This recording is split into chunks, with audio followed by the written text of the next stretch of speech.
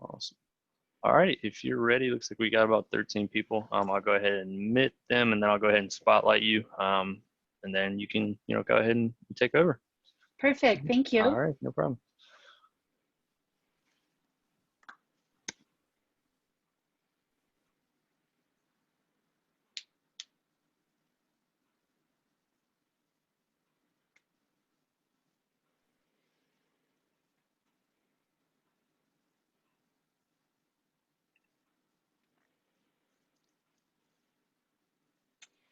All right, hello everyone.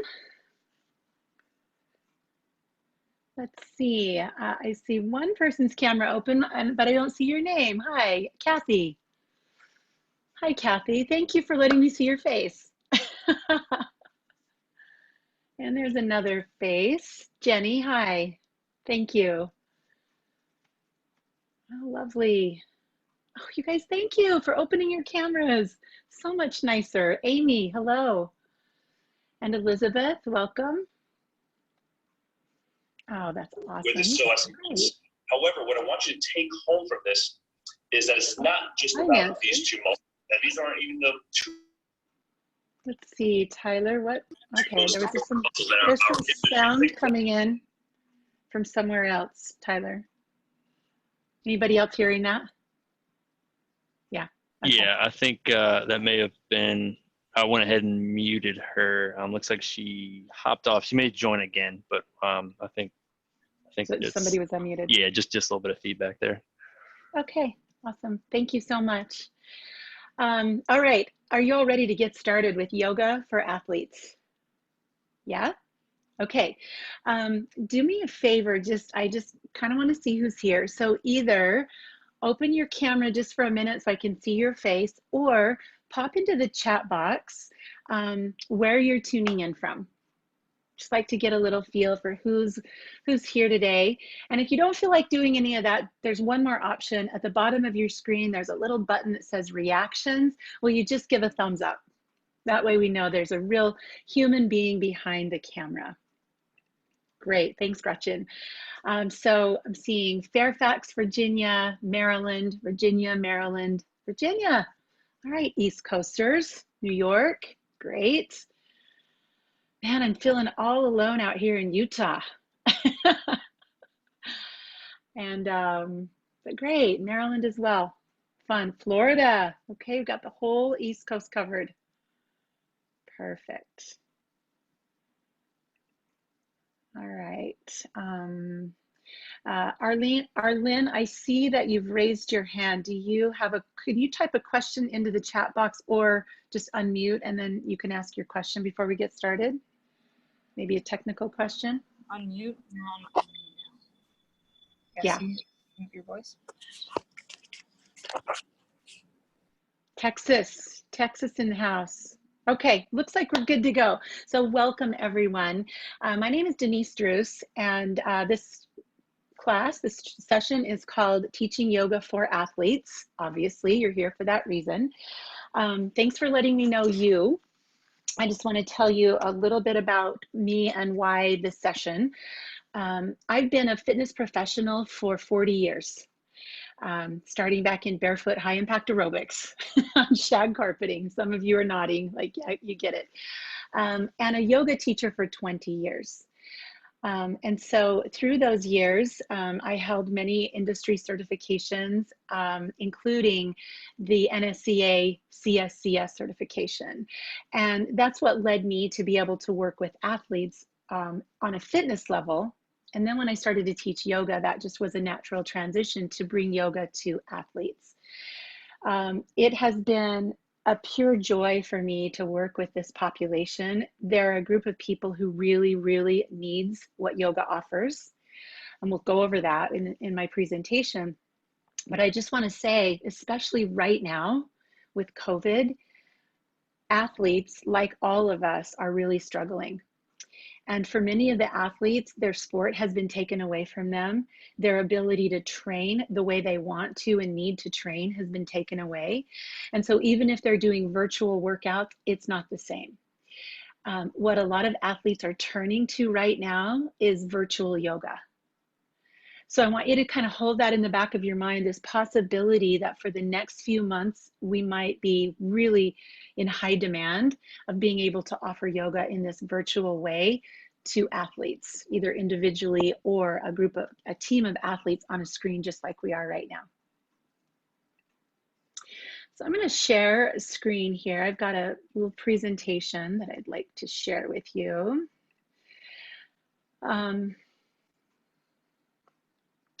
And I also want to let you know that this is a one-day training. This is a full one-day certification and training that I offer. And I'd love to chat with any of you that feel like you might be interested in bringing that training to you or your audience. But what I'm going to do is pack 9 hours into 90 minutes. So I'm just going to go through the slides and you have the notes. And then I just want to offer myself as a resource when we're through here to reach out to me with any questions. All right, why yoga for athletes? So my son is a hockey player, and this is an actual photo that I took when we went to see a Penguins game in Arizona. And it just was hilarious to me that the goalies, they sit in frog pose. In yoga, that's a pose. We call that frog pose. And it's a pose that most people in yoga really, really hate. But the goalies get in that pose to stretch out their groin before every game.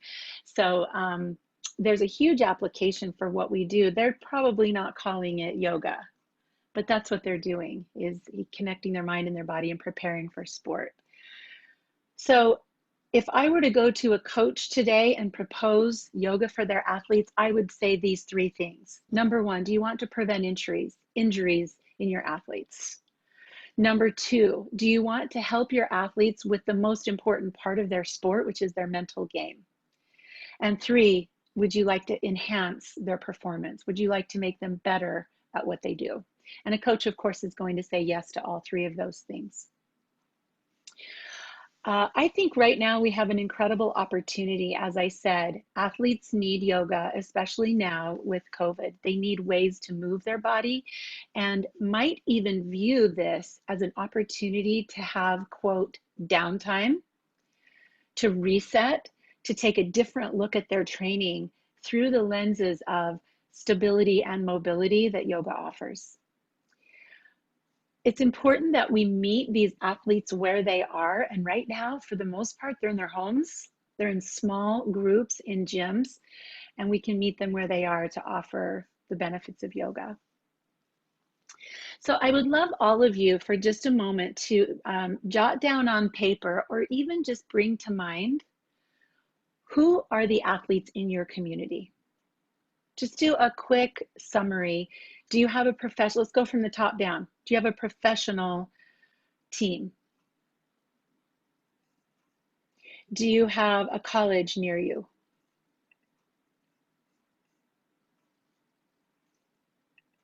Whoops. I'm not doing a good job here with my facilitation. Are there high schools, junior highs near you with sports teams, obviously? And what about little leagues and community recreation programs?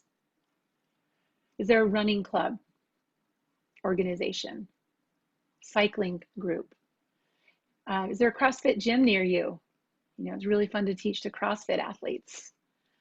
With gyms closed, we have to look into non-traditional ways of finding these athletes. But I want you to just keep in mind, where are the athletes around you that you might be able to reach out to? So big benefits of yoga for athletes. We're building strength in yoga in the smaller intrinsic supporting muscles, much differently than the way we build strength in the weight room. We're stabilizing joints in yoga if we do our yoga wisely, I'll say. Sometimes that doesn't happen, but our intention is to stabilize. Yoga helps, of course, with balance and flexibility. It helps tremendously with focus, with concentration, joint stability, rest and relaxation, which is something a lot of athletes report hard for them to do. Body awareness. So many athletes are so ingrained into the work of their sport, but they're not really body aware. They know pain, no pain, no gain. They know that well, but not necessarily how to rest and be aware of what their body needs. And then overall, yoga really teaches athletes to be good breathers. So what kind of facilities can you expect when working with athletes? You get what you get and you don't throw a fit. That's what I tell my boys all the time. You get what you get and you don't throw a fit. So when I teach yoga to the Utah Jazz, it's on their basketball court. They don't have a special yoga room. My athletes at the University of Utah, because we put in a lot of new buildings, all of our buildings, I was able to get them to build yoga studios specifically for their athletes. I pulled some strings. And so when I go to teach yoga at the university, I have all the blocks and the straps and the bolsters and the yumminess of a studio. So you never know what you're going to get, and you have to show up working with athletes really prepared. Very often I have a huge pack on my shoulder with mats in it, and I just get creative with ties and straps and water bottles instead of blocks. All right, working with athletes. I think there are three really strong pillars that we need to pay attention to. One is alignment and sequencing. And if you're a yoga teacher, you know what that means. Good alignment, keeping the joints safe, stacking joints, moving joints in the way they're intended to move, and sequencing in a way, much like we do in fitness, that warms up the body. We find the positions for work, and then we taper back down into a place of rest. Whatever you can do in your power to create an atmosphere for effective practice, you can do. And that for you, that might mean bringing in switch on candles. For you, it might mean music. It might mean bringing in quotes that you like to share. For me, what I really love to bring into athletes is an element of motivational speaking, like using quotes from athletes like them, using principles of like effective leadership. And here's an example of this. This group of guys, these are my football players at the University of Utah, and they were very polite and good students for about 5 classes. And then they started to be like naughty little toddlers and started just, you know, kind of being lazy and talking and rolling their eyes and doing what people do, right? And I just decided to take this as a coaching moment. And I said, the theme for the class today is, what you do here is what you do everywhere, right? The way you do one thing is the way you do everything. So the way you're showing up right now in this yoga practice says a lot about the way you're showing up in your life, about the way you show up on the field, the way you show up for your coach, at home, in your relationships. And you could have heard a pin drop because they get that. That's athletes' language. They understand that from their coaches. So as a yoga teacher, it doesn't always work to be the sunshine and unicorn yoga teacher. Sometimes you have to put on a coaching motivational speaker hat. And you need to do that with some authenticity. You need to do that in your own voice. So wherever whatever background you come from, bring that authenticity with you. If you're a teacher, have a teacher voice. Right? If you come from the corporate world, you can have that authoritative voice of speaking as if you were in a board meeting sometimes, but your authenticity is really important with this audience. And language, I just want to mention, I, as a habit, don't use Sanskrit language in working with my athletes, just because none of them speak Sanskrit that I know of. So I tend to speak in the language that my students understand. All right. I am flying through these slides. Stop me if you have a question. All right, sports specificity. I'm going to speak to this with the assumption that I'm speaking to a lot of people who understand fitness. Because it seems to me like this conference are fitness professionals who are also yoga teachers.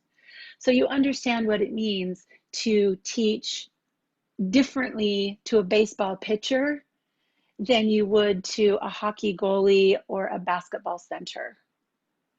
Those are all very different bodies, and they're very different actions and very different needs. So the coach can help you. The athletes themselves can help you understand the needs, the demands of their sport. And so can Google, right? You can get on Google and you can watch in slow motion a baseball pitcher winding up and pitching a fast pitch. You can see that and then start to see which muscles they need to have stronger, which muscles are overdeveloped, and which muscles are weaker and can be supported. You can see where athletes are overly tight, where they need stretching, and where they're overly weak and they need strength. Now, there's a caveat here. There are many coaches who are nervous about having a yoga teacher come and change what's happening with their athletes. So in this specific room, the baseball pitcher was so tight on his right side, his pitching arm, and I was offering him some stretches for that shoulder. And the coach ran over and grabbed me and said, "Do not mess with the money." That's the money.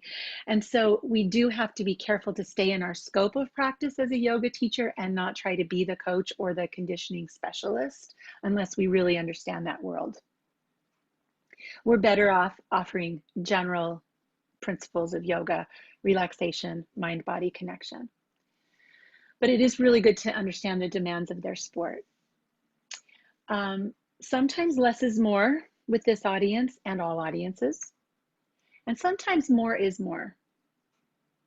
And it's good to be intuitive about your audience and to be able to tell when you're pushing them too hard and they're all dropping to their knees and they've had a really hard workout and you need to back off. And then when you can push in, when they need a little challenge. It takes some time working with athletes to figure out that fine line. And finally, the very nature of sport produces great potential to harm.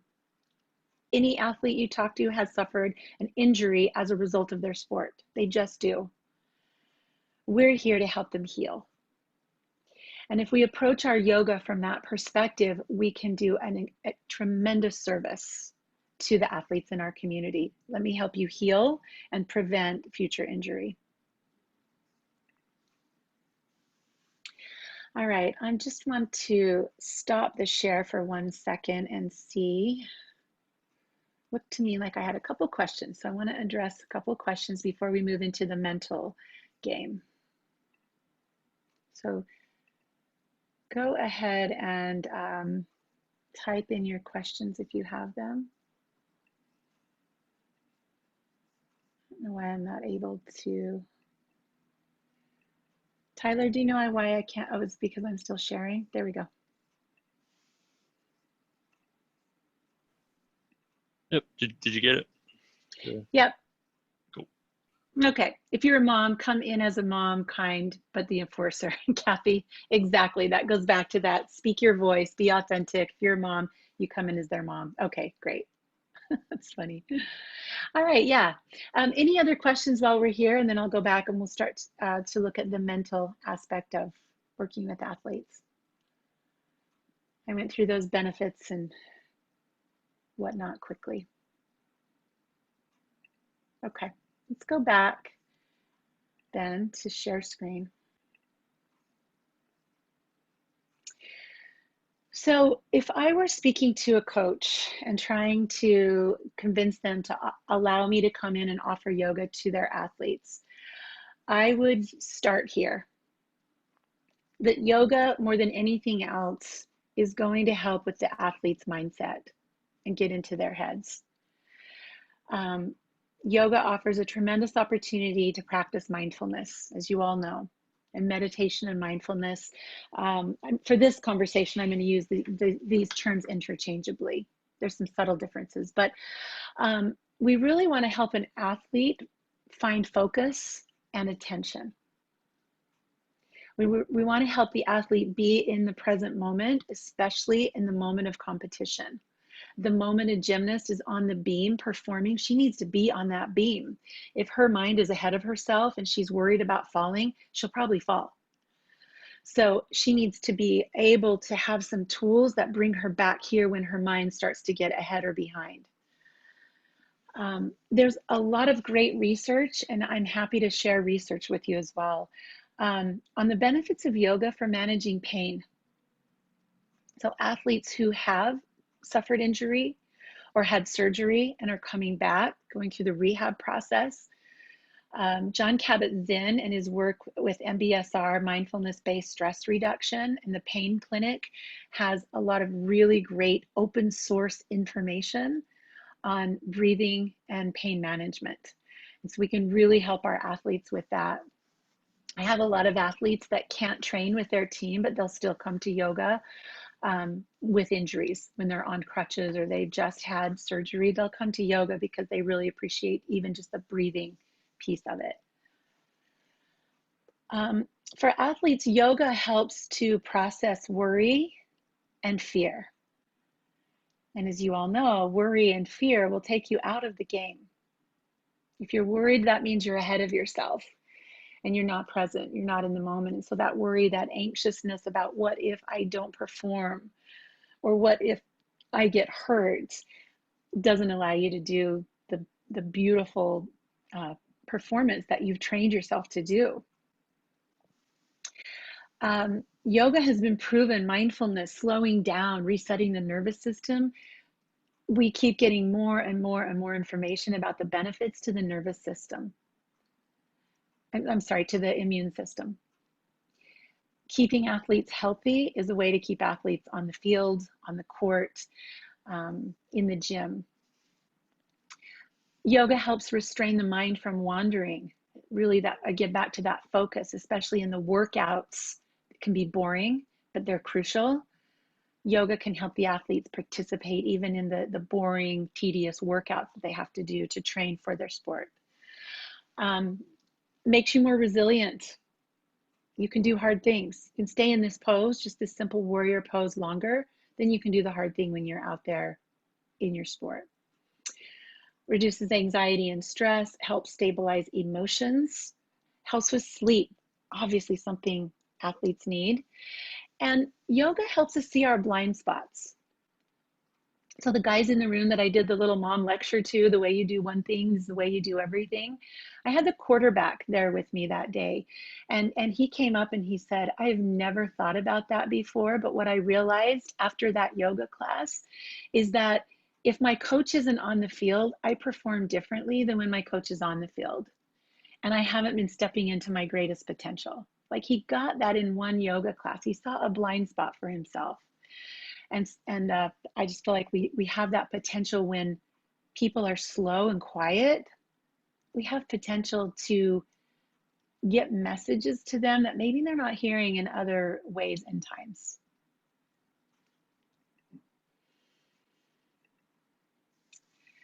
Another great tool we can use as teachers of athletes is the tool of visualization. And this slide I want to point out, this was my first realization when I started teaching football players, that child's pose was not a restful, comfortable pose for all bodies. Up until this time, I always said, okay, take a rest in child's pose. And these guys were grunting. Like, what about this is restful? So, you know, just never have the assumption that the athlete's body is like your body, because they all show up very differently. And this is hard for them. They can't bend their knees deeply. They've got big mass, big body mass. This is not easy for a big person. So we use mental imagery with athletes, and I usually do a guided relaxation during Shavasana. Instead of leaving them in total silence, I usually do a guided relaxation that involves some imagery for them. And depending on the sport, that would be a little different. So we can use this to help an athlete visualize the road ahead. So if you're a runner, if you're a marathon runner, if you can play that road in your mind, like an image, like a tape or a movie, you're going to perform better when you're out on the road. You've seen it before. If you can visualize the gym that you're going to walk into and the stands, the people in the stands and where the scoreboard is, you're going to perform better than if you walked into an unknown location. So your coach, the coach can help you with that information. Where's the team going? Where will they be competing this week? Maybe you can Google and get some images of that location and lead them through a visualization. You're walking through the tunnel, you're coming out into the space. What do you see? What are the colors? And that can really help an athlete. Visualization can help with motivation. So we can put in some positive words that kind of excite and motivate the athletes. We can help them perfect skills. So we can invite the athlete to rehearse a skill in their mind. Here's an example. I have a friend that's a gymnast, and when she was training, she did really well in practice, but then when she got into the big competition with the crowds, she got really nervous. So her sports psychologist had her create a visualization in her mind of her routine. And she would literally lay in bed at night and she would just perform that routine over and over and over again, seeing herself stick her landing every single time. Crowd goes wild. So that was her reality. That's what her brain knew, and the brain and the body worked together, and she was able to perform beautifully once she got that rehearsal going in her mind. It was a known to her instead of an unknown. Visualization helps our athletes get out of their negative thinking and their self-doubt and their self-judgment. It helps to refocus the athlete and set the stage for performance. All right, I'm gonna go back to you guys again. Saw another chat. All right, great. Kathy says she was a gymnast, and to learn new tricks, visualization was extremely important. Yeah, I found that if I had been, my screen is covered here. I find that if I had been dreaming and visualizing a move, I could actually do them. Yeah, so you agree with that. Visualize a downhill course, the snow and the ice. Thank you, Amy. Have you worked with equestrian athletes? Amy, no, I have not. I have not, and I'd be really curious to learn more about working with equestrian athletes. Let's open that up to chat about at the end. I'd love to hear about that more. Okay. All right, while I'm on this screen, any other just questions, comments? You're welcome to open a microphone if you'd like, or just use the chat box if there's something you want to contribute or ask.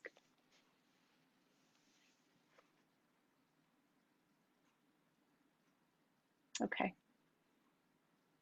All right. So obviously so much more can be said about the mental piece of this, and that's, I get excited about that possibility of working with athletes in that capacity. So let's talk about injury management. Injury prevention first, and then what to do when your athletes are injured. Don't do this move with them. For starters, don't go there. I want to talk about the third bullet point here, which is the concept of mobility and stability. And again, I'm assuming that you're, fitness professionals and you understand this concept. So I want to speak to your level, but I also really want to emphasize how important this is.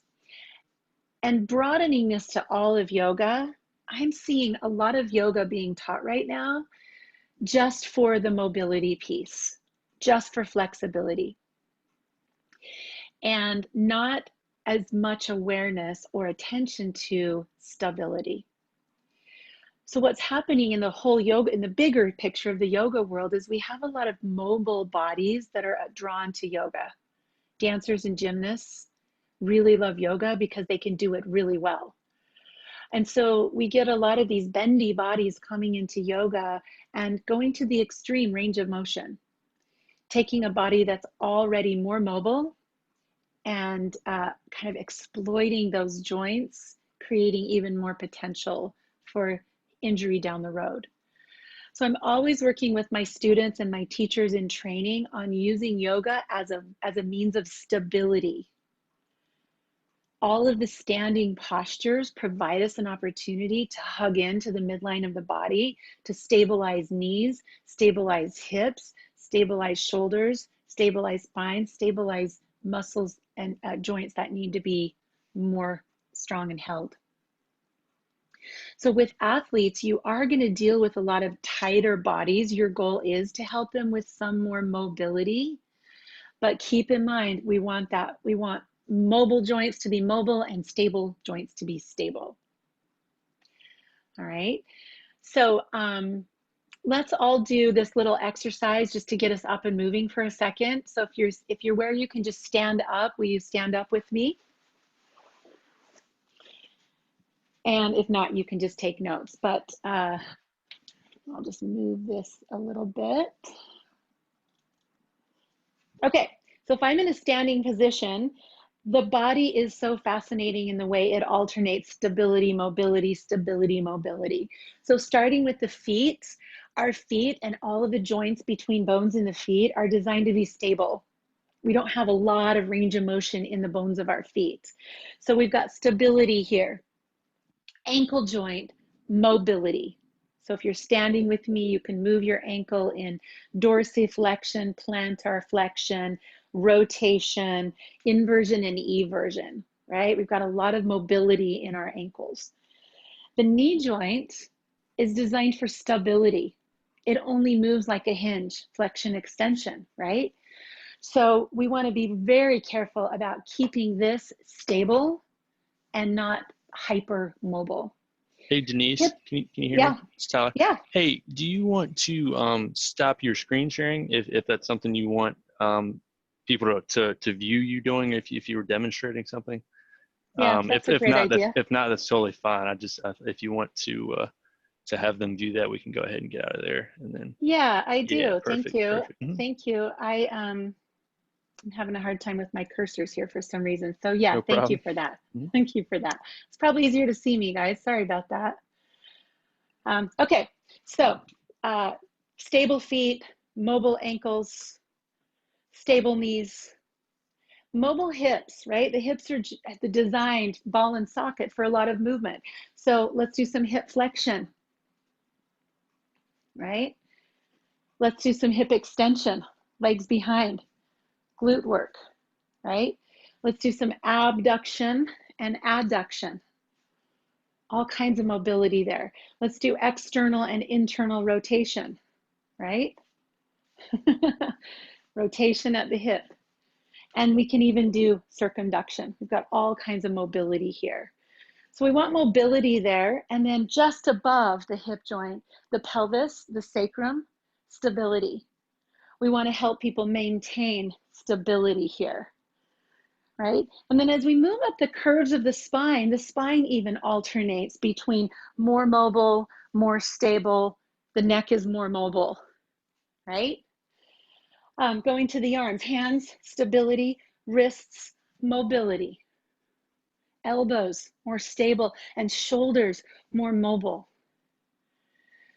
So if we keep that in mind in our classes in general, but especially with athletes, we're never going to ask an athlete, let me just say person, to move their knee sideways, right? Would you ever ask a person to take their knee when it's planted and then move a knee sideways? But wait, how many times have you heard this cue? Pigeon pose. Bring your knee to the top of your mat. Make your shin parallel to the top of the mat. How many times have you heard that? And we had a teacher at the university that had the athletes do that, and they fired her on the spot.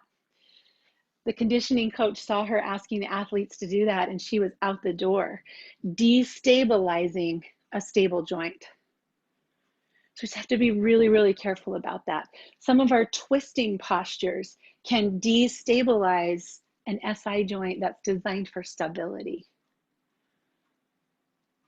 So I think it's really important as a yoga teacher in general, but especially with a population that relies on their physicality to help them heal and stay safe, right? That's your plan, Amy. Okay.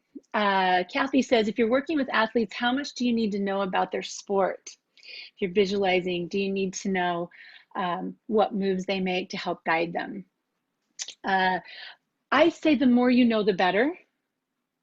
But I don't think you have to be the expert right away. You have to know yoga and safe alignment-based yoga, like I've been talking about, first and foremost. But then if you can understand some aspects of their sport, you'll be a better teacher for them. And you'll have a better sales pitch to their coach. It's as simple, really, as meeting with the coach or one of the athletes for 15 minutes and say, tell me what your greatest areas of risk are. What are your greatest injuries in this sport? And what do you really need to have help with? How do you think I can help you?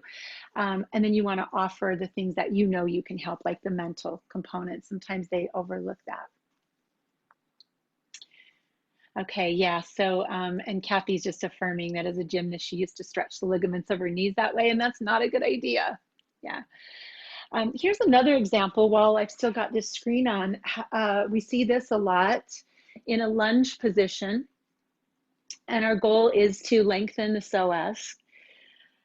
In a bendy body, in a super flexible body, we can see people drop their hips and actually force the femur bone forward in the pelvis, destabilizing the ligaments and tendons. They're kind of hanging out. It's almost, you can almost see the hammock kind of thing happening. So it makes a lot of sense to have someone tuck their tailbone a little bit, rise out of that posture, and create some stability, right? You're still getting length in the psoas, which is what your intention of that pose was, but your intention was not to destabilize the hip. So we can do both. We can lengthen muscles and work on keeping hip joints safe. Yeah, I mean, hyperextension is just really, really impossible. Yeah, hyperextend your hips for splits. So Kathy's saying, was that wrong? I'm not going to say it was wrong because in order to be a good gymnast, you have to have great splits. And if you don't have great splits, you're not going to get the scores from the judges. And so it's the nature of the beast as an athlete. You do have to do things that aren't considered safe. And it's really hard for me to watch little gymnasts and dancers because to do their sport, they have to do some of those end range of motion things. But I will say when those people are 30 or 40, the body is going to pick up the tab. And every athlete knows that. Every single athlete knows that. And so there's this trade-off, isn't there? Like, I love my sport so much. I understand the risks. I know when I'm 40, I'm probably going to need a knee replacement, but I'm going to continue to compete as an athlete. And so our job is just to help them do that in the safest way possible. Right? I mean, that's the hard answer of that. And then how can you support that area? Yes, muscle strength and the way that I just showed you. We want to make sure that our athletes / students aren't always going to end range of motion. So a simple example, if I just bring my arm out and try to find a stretch right here, I could find a nice edge of sensation right there. It's interesting.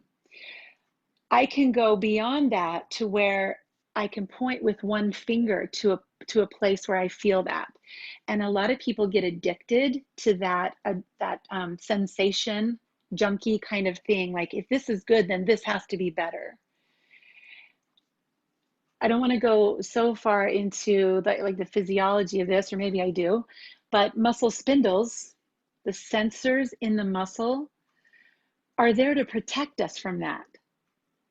So when you jump into a pose full over your range of motion, what's happening is those little muscle spindles are asking your muscles to contract. And you're kind of fighting against yourself. Your body is protecting you from yourself. So less is more. That first edge of sensation, you're probably getting more flexibility benefit than the forced full range, end range of motion. I think that's a really powerful piece of knowledge for our yoga students, but especially again for athletes. If we can teach athletes that less is more, back off a little and you'll go deeper, back off a little and you'll go deeper, they'll be more successful. They'll feel like they're getting more out of their yoga. Yeah, edge of sensation. I play a lot with the edge. The edge is where it's not too much, not too little. It's interesting. That's where we want to get them. All right, great. You guys, thanks for contributing. Thanks for not just having one voice the whole time. I think that makes for an interesting time together. All right, help the athlete keep his strengths his strengths. You know, the whole I am not a doctor philosophy. An athlete knows what his strengths are, and they don't need a yoga teacher coming in to tell them you're too tight here, you're too whatever here. Stay within your scope of practice and help an athlete realize where his strengths are and where his strengths need to be, his or her.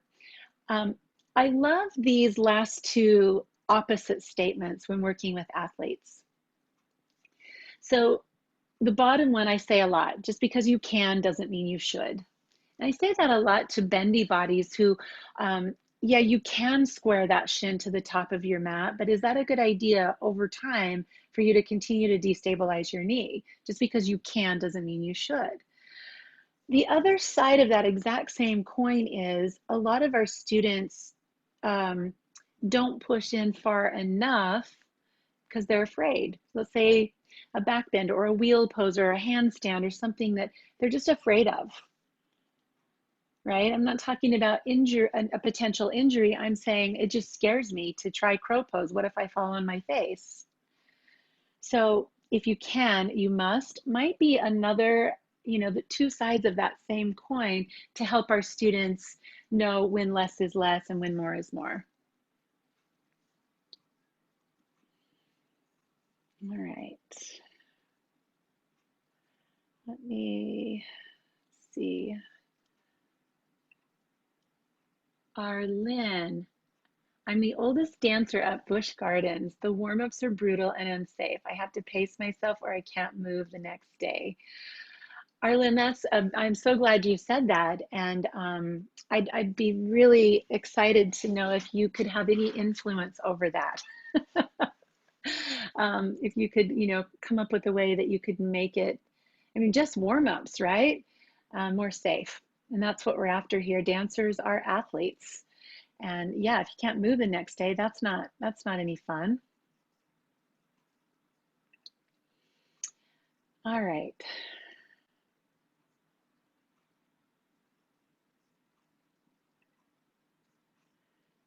Here I am clicking things again, sorry.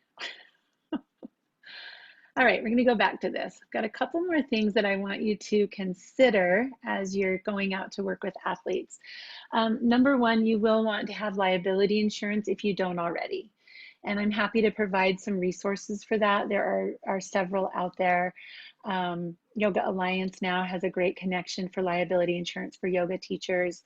I've always, like B-Yogi, B-E, Yogi is a great company to go through. Many options, but protect yourself by having liability insurance, and most teams will require that you do. Be ready with modifications. That's the name of the game. I like the principle of start at the ground and work up. So my philosophy with my teachers in training is make yoga a yes for everyone. And so we start with, maybe you would call it the lowest common denominator of a pose, right? So crow pose, as an example. Everyone can come down into a low chair position with their hands at their heart, and that might be a great place to stay. If that feels good to you, see about putting your hands on the floor. Great, another great place to stay. If that's going well for you, how about dropping your hips a little? So I'm continuing to offer layers up instead of saying, here's this beautiful full expression of the pose, and if you can't do that, you can modify. Number one, that sounds very patronizing, condescending, but it also, people aren't going to take you up on it. They're going to try the hardest thing. And then if they can't do the hardest thing, they're just going to watch other people do yoga. And it's not a spectator sport. So offer modifications and have whatever kind of props you can get your hands on. You know, I've gone to thrift stores before I had a lot of equipment, and every time I'm in a thrift store, I go to the little tiny fitness section and I usually find a mat or two. And I've started a collection that way. Belts, men's ties, those are wonderful tools to have in a bag to just carry with you, because you probably won't walk into a place with a lot of props. So here's a funny story about the Utah Jazz. I'm going to call these guys out right now. I taught one of my first classes. I came in like a big Sherpa with 30 yoga mats rolled up in a bag, and I hobbled in. And I mean, these are big guys. They just watched me. They watched me. No one offered to help me. And I dumped my mats down. We do the class. At the end of class, these guys all got up and just walked away. They wanted me to like clean their mats, roll up their mats. I had to do the mom thing, Kathy. I had to call them back over. In yoga, young men, we clean our mats, we roll them up, we hand them to our teacher, and we say thank you. So sometimes we have to teach our students, our athletes, manners as well as yoga. All right, how can you sell yourself to becoming a yoga teacher for athletes? And we spend a good 2 hours on this, working on this in this workshop. And so let me try to just condense a couple of things that I think might be helpful. Write a letter. Write a good old-fashioned letter, and you can email it, you can hard mail it, but write a letter to a coach of a team that you'd like to work with. And I'm happy to provide you with examples of what I've used in the past, but you want to sell them on the benefits of yoga. You want to include research from their same sport. So if you're trying to work with, this is the baseball team, I would definitely do some research on what professional baseball teams are doing with yoga, and maybe quote some well-known athletes that these guys would look up to. I would make sure that I listed the benefits for these specific athletes in that letter, along with your credentials and your liability insurance. Maybe a little blurb about why you want to work with their athletes, why you're passionate about this, and what you think you can do for them. So I think a letter is important because it's a leave behind. It's something that they can hang on to that's a little more concrete than a phone call, but you would follow up with a phone call. And your letter might say that. I would love to call you sometime next week. I hope I can catch you. I'd love to chat with you for 5 minutes about this. So there's your pitch. Then you have to take all of that information and you've got to turn it into an elevator pitch, because we have such short attention spans right now. You need to be able to say in 30 seconds or less what you can offer to this team or this athlete. So start working on that. Just really hone those words. You know, your top 3 things that you think you can share with athletes, put those into one short, concise paragraph that's 30 seconds or less, right? The mental game, the injury prevention, and the enhanced performance. One thing I'm really pitching right now is athletes need rest. Rest is undervalued. Athletes need downtime. Let me come in once a week and give your athletes a treat. And I've been doing a lot more restorative yoga, yin yoga, yoga nidra, long rest and meditation, and they really, really, really love that. They really love that. In my experience, athletes don't love power yoga. They don't need yoga to be their workout. They've typically, when you come in, they've just come off the field or from their lifting session. They don't need more work. And so you have to work them enough to get their attention, But this can't be another workout built into their week. And so the more that I bring in long Shavasana, guided meditations, and restorative postures, the athletes really appreciate that. Like these guys snore. This gym gets so loud during Shavasana. They all snore. They go down hard. Consider offering an introductory workshop that you actually charge for. And you could certainly do it for free. But consider in your community, and maybe this, let's say this is high school. So you're going to go to your local high school. I'm going to offer a Monday night introductory yoga for athletes course, $10 a person. Come and learn the benefits of yoga, 5 things you can do on your own that are going to improve your sport. You could do that specifically for a track team, or you could do a golf team, or you could do all athletes in a school. You could do an introductory workshop for parents of athletes and give them a handful of skills that they can do with their own athlete at home to help support their skill and their sport. But workshops are a wonderful way, especially now with Zoom, they're a wonderful way to make money and introduce the sport to a larger number of people, or introduce yoga to a larger number of people. And then offer free classes. Offer free classes. Can I go to all the teams in your area and say, I'd love to come in on Sunday when you're finished with your workout and treat your team to a practice, and then see how that goes, get feedback. And then do your best, bring your best game, and see if they are interested in hiring you. Okay. So you don't have to be great to start, but you have to start to be great.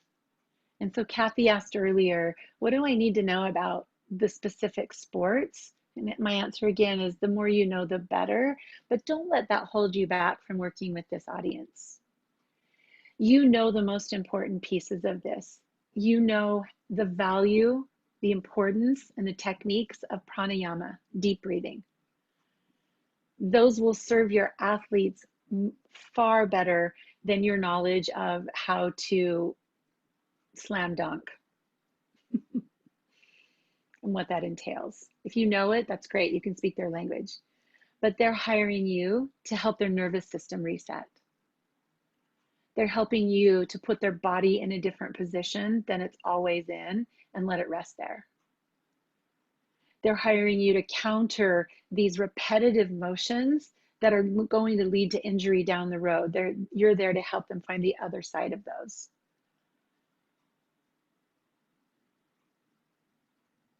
Okay. So before I stop sharing again, this is my contact information, my email address, and my website. And again, I would just love to be a resource. If you have follow-up questions, if you'd like this slideshow, I'm happy to send it to you. Information about the full day Yoga for Athletes training or yoga teacher training. I'm offering a 200-hour course 1 day a week virtually. That starts in August.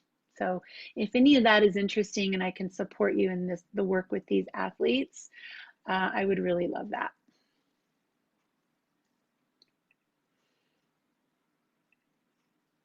Okay, so let's just check questions again. Remember our first responders. Oh my goodness, yes, they are athletes, aren't they? That's a wonderful, I love that you said that, Amy. Remember our first responders, so firefighters, police officers. I teach yoga in the prison, and our officers there need yoga so much. We used to have a real separation. Now the officers join in the classes, and they come in with their bulletproof vests and their belts and everything on, but they need it so much. I mean, they're carrying around heavy weight all day, both body weight and gear weight. So yeah, definitely. Okay, this is an exciting direction to go with yoga. I agree, Kelly. And You know, maybe we can even expand the definition of athlete, like we just did, first responders. What are some other non-traditional athletes? You know, I mean, fitness buffs are athletes, aren't they?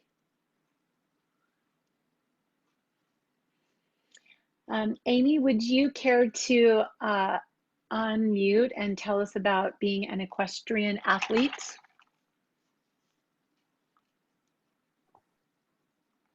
I think am I on? Uh-huh.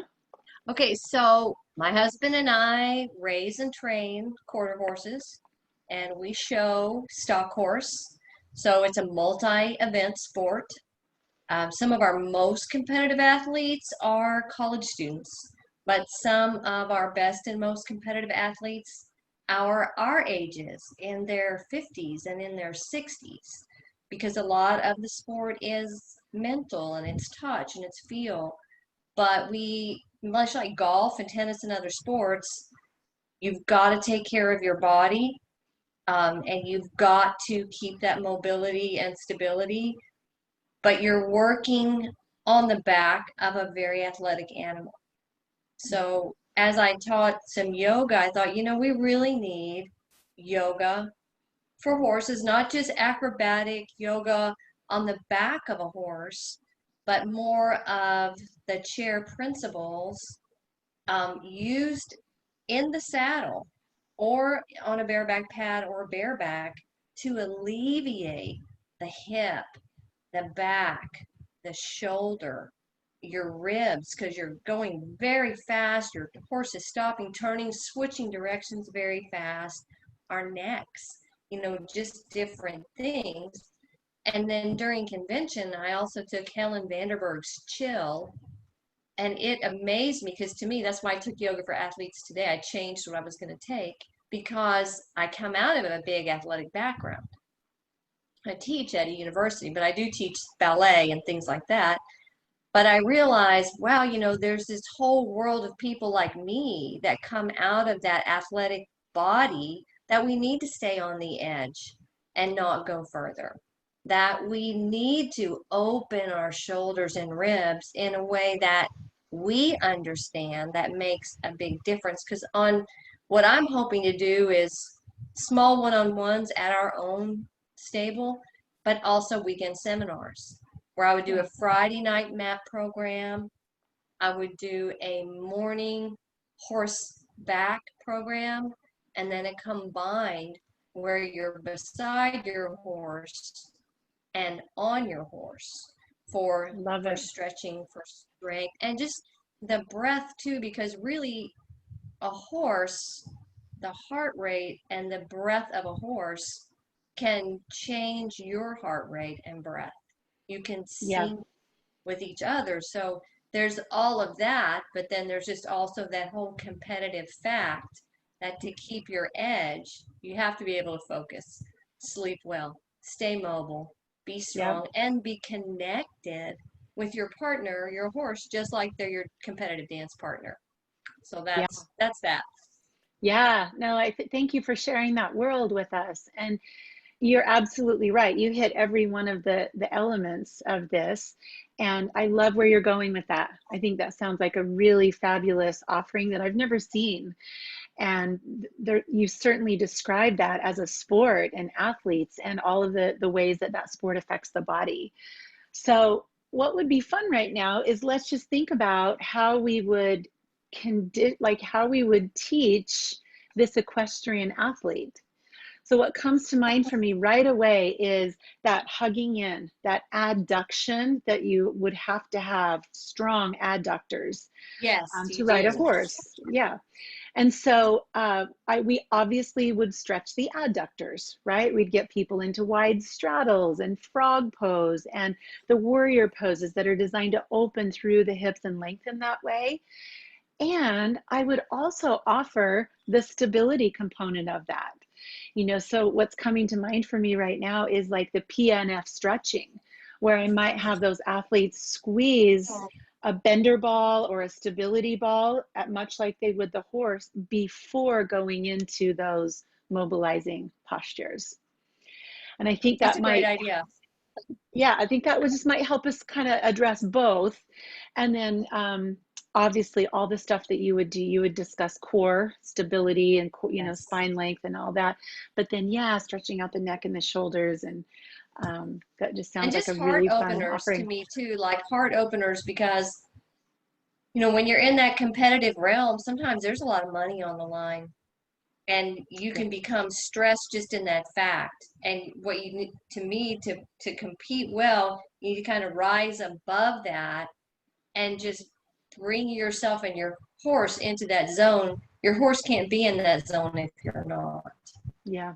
So I just think Exactly. also some of the heart opening to allow people to be like, you know, a greater focus, a greater combination between them and the horse. Yeah. I 100% agree with that, Amy, and I'm grateful that you brought that up. So yeah, whatever the sport is, whatever the athlete is participating in, we have the potential to draw them closer to their sport, you know, to be able to embrace themselves as an athlete and a human being, very much in that way that you just described, Amy. So I want to offer some movement here before we part ways. I want to just offer you to either sit in your chair, or if you have a mat nearby and you want to get down on the floor, I'd like to invite you to take a seat for a moment. We're going to put a couple of these things into practice we've been talking about.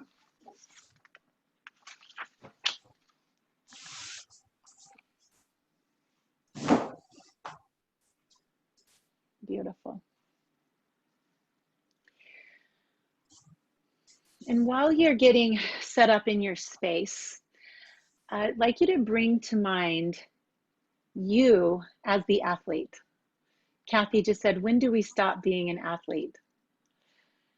So is that you, the weightlifter? Is it you, the cyclist? Is it you, the stepper, the dancer? Maybe you're a golfer. Seems like all the sports end with ER. Maybe you're a winter sports person.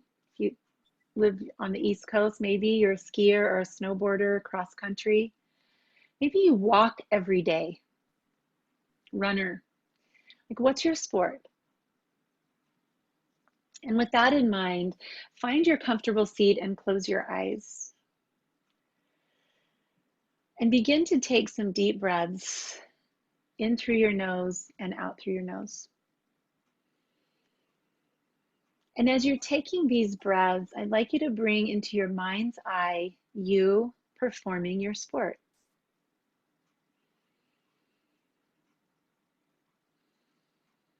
Let a very soft smile come to the inside of your lips, just that pleasant face. And this reminder of how much joy you get in participating in your sport.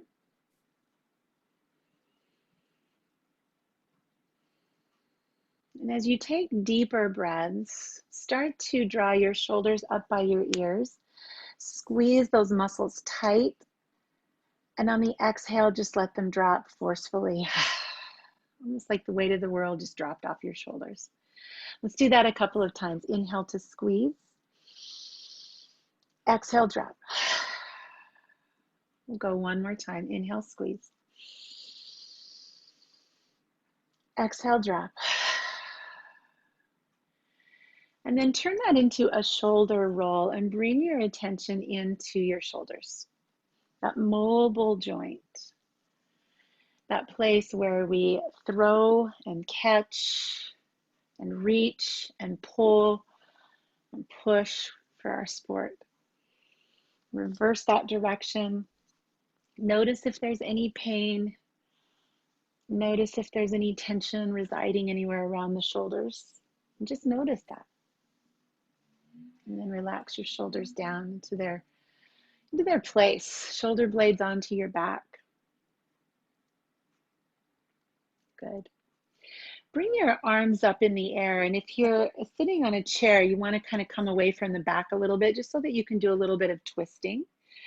And you can either touch the back of your head, but if your shoulders are tight, you can leave your hands free. We're just going to inhale to the right and exhale to the left. Kind of a little vigorous movement through the torso. Inhale, exhale. And start to make that exhale audible.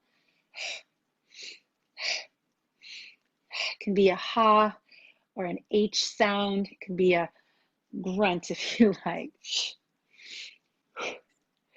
The whole idea here is just getting the mind and the body connected, getting our own attention.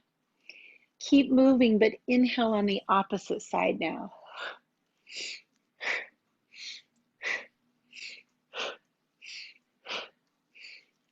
We'll do 3 more. And just slowly return to center. Let your hands come to your lap. Close your eyes and breathe.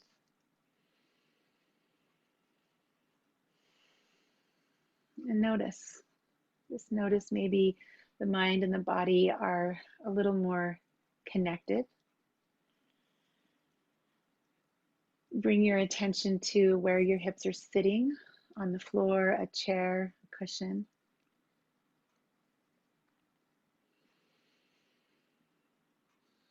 And then begin to move your spine in flexion, rounding forward, and extension. So a seated version of cat and cow. And just notice the mobility, the mobile places of the spine, the stable places of the spine. You might notice a place where you want to pause and just linger a little longer. Exaggerate your breath. Inhale fully. Exhale fully.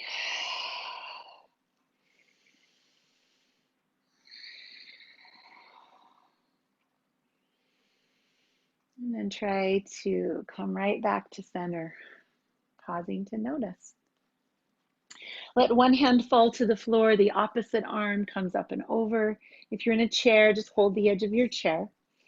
Reach as long and wide as you can. And what I'd like you to do here is kind of go over the edge. So find that first edge of sensation. Maybe that's not interesting enough, so go a little further and notice what it's like to go so far that the sensation now is only in one little tiny area. And see if you can come back to where the sensation spreads to larger surface area. Breathe there.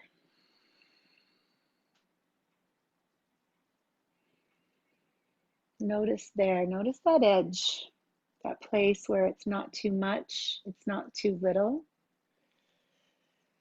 An edge can show up anywhere in your body, maybe somewhere that the stretch wasn't intended to show up. Come back to center, both arms lift and switch. And just go into that very first point of sensation, that place where you're thinking, this isn't enough.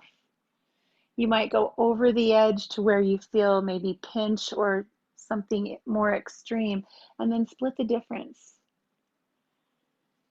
Find the place where you can breathe and be here, just be here, this breath, this edge, this interesting place in your body, be here.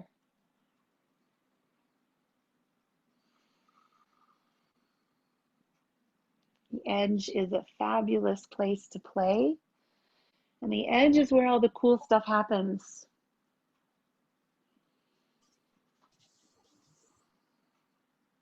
Come back to center, and then just pause right there to notice left and right. Rest your hands. Slow breath. Good. Arms reach overhead, interlace your fingers, press your palms to the ceiling or the sky, and just stretch almost like you're yawning, like you just got out of bed and you're just kind of want to yawn. Yeah, good. And then turn toward your right side for a twist. So the left hand comes to the right knee. And again, just see if you can barely feel the edge at first. We don't want to feel pain or pressure in the SI joint, we want to move up the spine, completing the twist in the neck. You might feel your right shoulder blade, your right scapula hugging onto your back. Your left scapula pulling open. Breathe. Just be in your body. In this shape right here, right now.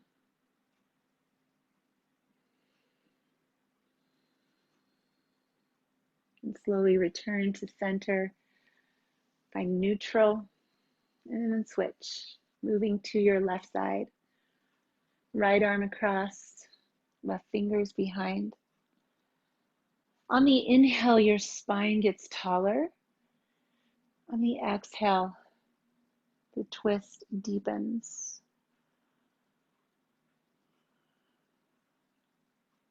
Navel hugs into spine, helping you just ring out through the middle of your body. Slow breath in, long breath out.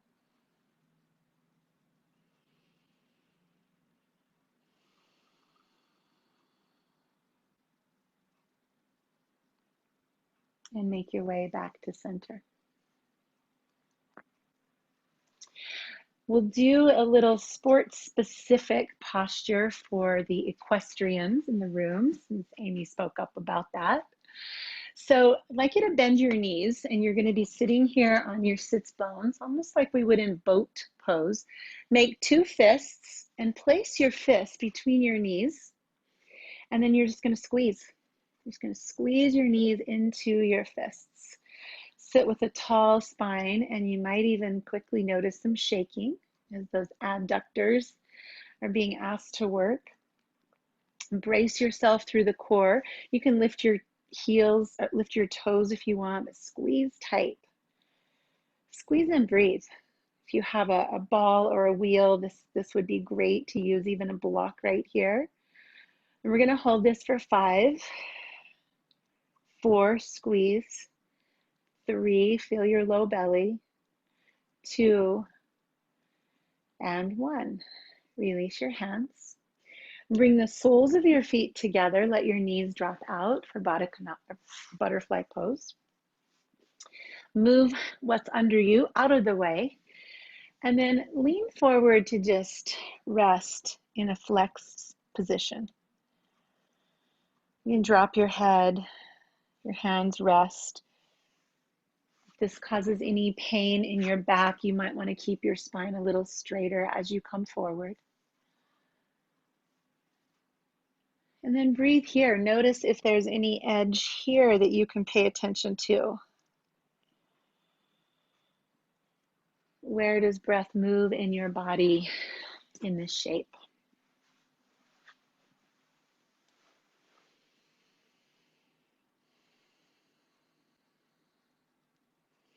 Where is there ease? Where do you notice effort? And can you bring those two a little closer together? So a little more ease, a little less effort.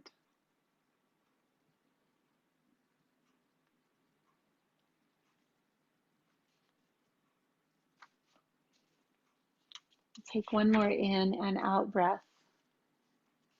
And bring yourself to an upright position. You can keep your eyes closed so the attention stays in here.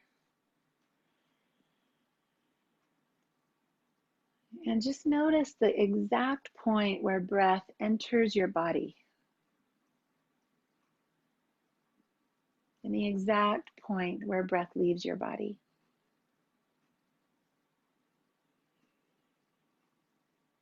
Can you make the awareness even smaller? Is it the front of your nostrils? The tip? The back? Where does breath enter?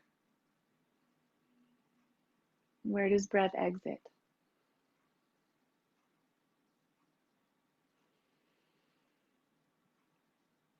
Do you feel breath in your nose or your sinuses? Do you feel breath anywhere in your head?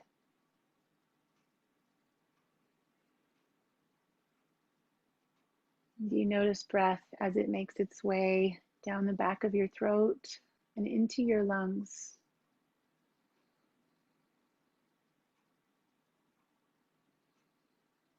Where do you notice breath in your lungs? Is it the top, the bottom, the front or back?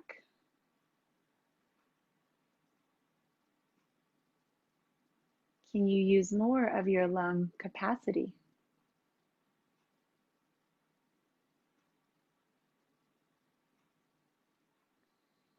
Do you notice breath more in the right lung or the left lung? Is it the same?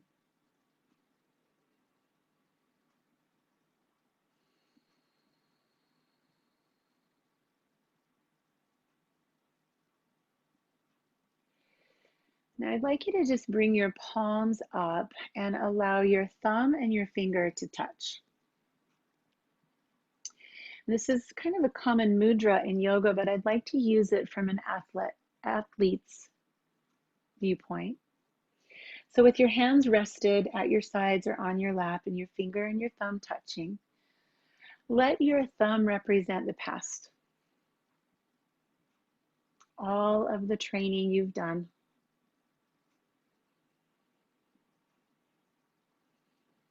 And let your forefinger represent the future. And the place where thumb and finger touch is this moment. This moment sitting here, this breath.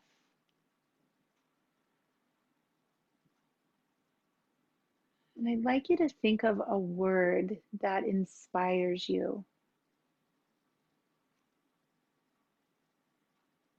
A word that permeates your entire body.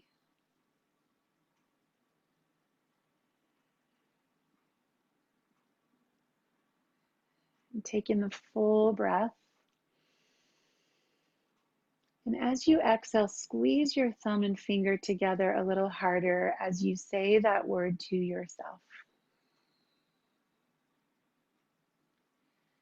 Release the pressure, breathe in. Breathe out, squeeze thumb and finger and repeat your word.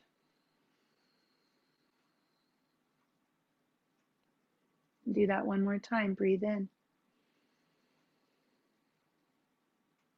Squeeze, breathe out, repeat your word.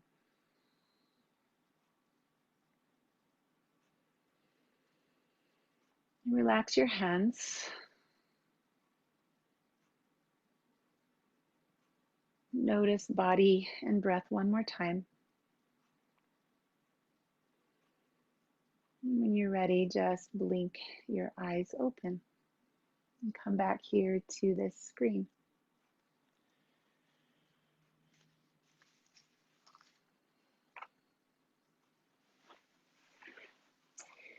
And would you type into the chat box either your word that you came up with, or you could just type how you feel right now. Like, what's one word that describes how you're feeling at the end of a little 15 minutes of movement and meditation?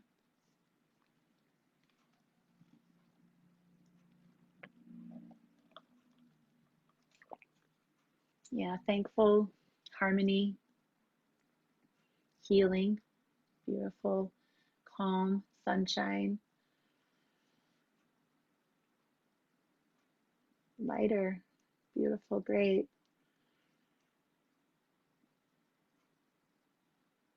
Nice, content. Wow, that's a good place to be. Relaxed, I need to go back to work. Well, you can go back to work relaxed. Hope. Yeah, nice, you guys, beautiful. So what I just shared with you is something called quick set. That's a quick set, and it's used in sports psychology. It's putting a physical action, we use this, thumb and forefinger together, with a breath, and we did a very simple in-breath, out-breath. You can do something more complicated like 3 counts in, 6 counts out. And we brought the mental aspect of as well by choosing a word. That simple quick set can be life-changing for an athlete. So picture again a gymnast ready to mount the bars. She stands, she's waiting for the judge's flag. She squeezes her fingers together. She takes a deep breath in and she says the word success, powerful, confident. I'm ready. I've got this. I win. It's a 10. You know, you can choose a statement or a phrase that works for you.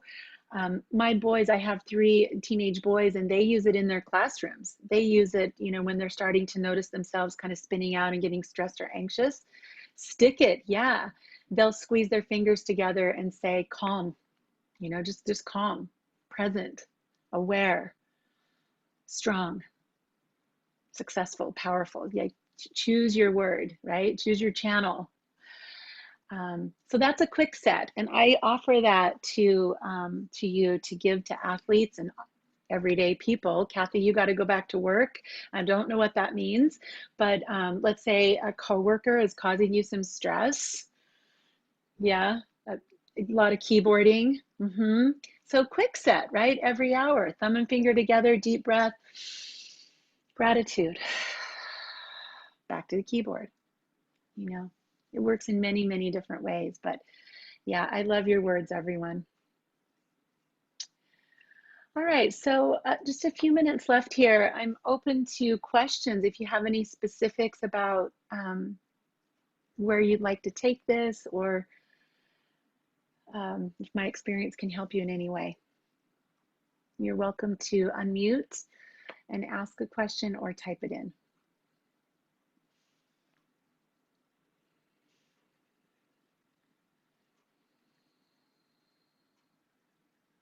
Thanks, Kathy.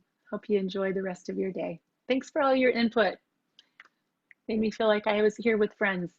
I love it. I love it. I do have YouTube and Instagram.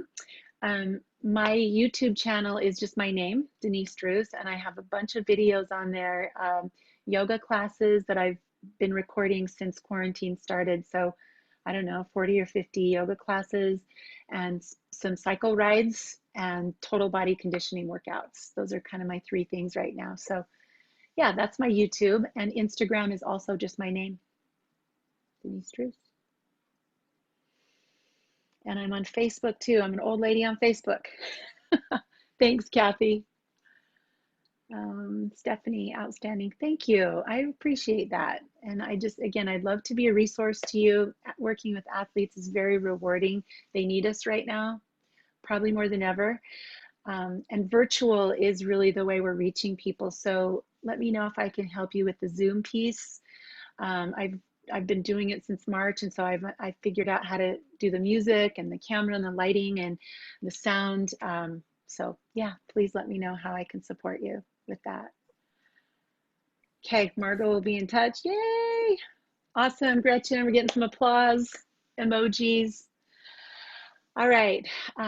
Any more questions? I'll stick around. Otherwise, you guys have an amazing day back there on the East Coast, all of you, and let's be in touch.